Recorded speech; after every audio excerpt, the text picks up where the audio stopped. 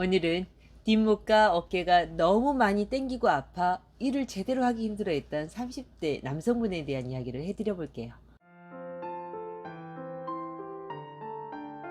동우님은 디자인 회사를 운영하고 계시는 대표님이세요. 신생 기업의 대표가 어떨지는 어느 정도 이해하실 수 있으시지요.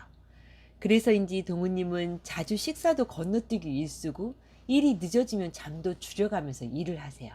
그리고 힘들면 커피에 담배에 의지하며 자신의 체력을 계속 소모하며 온 힘을 기울여 자신의 영역을 만들어가고 계시지요. 저에게 오실 때는 한두 달 정도 된 뒷목 통증이 이제는 진통제를 먹어도 낫지 않아 형수님의 소개로 찾아오게 된 거였고요. 여러분이 보시기엔 어떠세요? 저는 동우님은 잠만 푹 자도 뒷목과 어깨 통증이 많이 좋아지실 것 같아 잠은 잘 주무세요? 라고 물어보았네요. 동우님은 잠이 부족하긴 하지만 잘 잔다고 자신도 푹 자고 일어나면 몸이 훨씬 좋지만 늘 그렇게 할 순 없으니 통증이 낫질 않은 것 같다고. 처음엔 뒷목이 너무 뻐근하고 힘들어 혈압이 오르는 줄 알고 병원에 갔는데 병원 검사엔 아무 이상이 없다고 나온다고. 자신은 이렇게 힘든데 진통제나 근이완제밖에 답이 없냐고 물어오셨죠. 왜요? 요즘엔 신경이 통증을 못 느끼게 하는 약들도, 마약성 진통제도, 때론 항우울증 약들도 많이 처방되고 있어요. 다만 이런 치료는 병을 치료한다기보단 증상을 완화시켜 일상을 살 수 있도록 도와준다는 의미로 이해해야 하는 거죠. 그럼 이렇게 힘든 동우님의 뒷목 통증을 동양의학적으로는 낫게 할 수 있는 걸까요?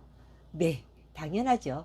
실제로 동우님도 한약을 일주일 정도 드신 후에는 뒷목 통증이 80%에서 90% 정도 줄어 한약이 이렇게 빨리 효과가 나는 거냐며 정말 신기하다고 하셨죠.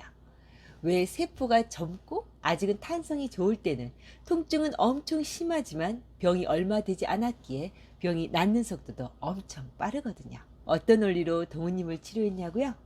제일 먼저는 체력을 올려 몸이 자주 긴장되지 않도록 도와줘야 해요. 왜 체력이 있으면 편안하게 에너지를 쓸 수 있는데 체력이 부족하면 나도 모르게 몸에 힘이 들어가고 몸에 힘이 들어가면 뒷목이 잘 뭉치게 되잖아요. 그리고 이를 위해 한약으로는 부신의 기능을 올려주는 치료가 필요해요. 또 현재 피곤이 심하니 간 자체를 도와 피로를 풀어주고 간이 주관하는 근육의 긴장도 살살 풀어 없애주지요. 더하여 과로로 엔진에 열이 차오르듯 상부의 열이 팽창하여 오르는 것을 시원하게 식혀내려주는 약초를 쓰면 어느새 피곤도 뒷목 뭉침도 덜해지면서 뒷목 통증 정도는 5일만 해도 쉽게 풀어버릴 수 있죠. 참, 동우님은 요새 거래처와의 관계에서 화날 일이 많아 화를 풀어내려주는 변향구자란 약초도 썼네요. 그때 동우님이 일주일 정도 한약을 드신 후에 몸에 긴장이 안 되고 화가 나도 별일 아닌 듯 생각된다고 저보고 한약에 무슨 약이 들어있기에 그렇게 되는 거냐며 물어오셨죠. 저는 속으로 정말 예민하신 분이시네 하며 향부자라는 약초가 들어가면 화를 잘 내는 사람도 화를 잘 안 내게 할 수 있어요 라고 말씀드렸고요. 이후로 동우님은 체력을 조금 더 올려주는 처방으로 2번 정도 쓴 후에 치료를 마무리하였어요. 재발은 안 되었냐고요? 네.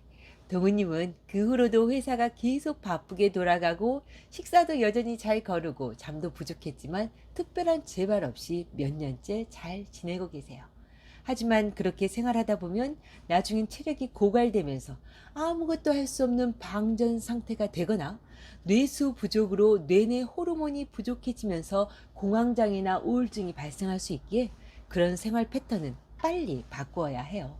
잘 먹고 잘 자고 운동도 적당히 하루에 일과 휴식, 긴장과 이완이 적당히 병행되어야 내 몸을 오랫동안 건강하게 사용할 수 있거든요. 이 영상을 보시는 분들도 이 말을 마음에 꼭 새겨주셔서 평소에 잘 먹고 잘 자고 마음도 편안하게 하루의 일과 쉼이 늘 균형을 이루는 더하여 사랑과 감사가 매일 계속되는 생활을 해보시길요. 그럼 다시 돌아와 이런 의문이 드시지 않나요? 뒷목 통증이 혈압과 함께 나타난 경우에도 이렇게 치료가 잘 되는 건가요? 라고요. 네, 100%는 아니어도 상당히 좋아지게 할 수는 있어요. 물론 혈압약을 먹으면 혈관이 확장되고 심장이 느려지면서 뒷목 뻐근함은 더 금방 좋아질 수 있어요. 하지만 이렇게 좋아지는 경우는 단순히 혈관의 압력이 줄어들어 통증이 줄어든 것이지, 근본적으로 체력이 회복되고 혈액순환이 활발해지고 혈관의 탄력이 회복되어 근육 뭉침이 풀어진 것이 아니므로 엄밀히 말해 고쳐진 것이라고 할 수는 없지요. 그리고 이렇게 혈압이 올라 뒷목이 뻐근한 경우에 본태성 고혈압으로 타고나기를 혈관이 좁게 타고난 사람이 몸의 긴장과 체력 저하로 뒷목 통증이 나타났다면, 위 처방에 심장과 혈관을 자양한 약초와 관상동맥 혈관을 이완시켜주는 단삼이라는 약초가 혈관에 찌꺼기가 끼면서 동맥경화가 생겨 혈관이 잘 확장이 안 되면서 뒷목에 압이 차오르는 경우라면, 혈관에 쌓여있는 지방단백 노폐수를 녹여주고 풀어주는 약초가 주된 치료제로 들어가야 하죠. 생각보다 동양의학적으로 뒷목 통증을 치료하는 원리가 깊이가 있고 논리적이라고 느껴지지 않으세요? 저는 그러한 치료로 어떤 진통제도 듣지 않던 뒷목 통증과 두통을 그동안 참 많이 고쳐드릴 수 있었어요. 때로는 무슨 한의원도 아닌데 약국에서 한약을 먹냐며 괜한 성질을 부리는 분들도 막상 한약을 드신 후에는 다음에 오실 때 무척 정중하게 변하셔서 이렇게 빨리 고쳐줘 고맙다고 고마워해 주신 분들도 몇 분 계셨고요. 오늘 저의 이야기가 그 어떤 치료로도 낫지 않고 계속되는 뒷목 통증을, 또는 혈압약을 드시고도 뒷목 통증이 계속되어 일상이 힘드신 분들께 뒷목 통증의 근본 원인을 알고 이를 해결하는 데 고개가 끄덕여지는 대답이 되었길 바라며, 오늘 하루도 복을 부르는 건강한 하루 보내시고요. 그럼 다음 시간에 다시 만나요.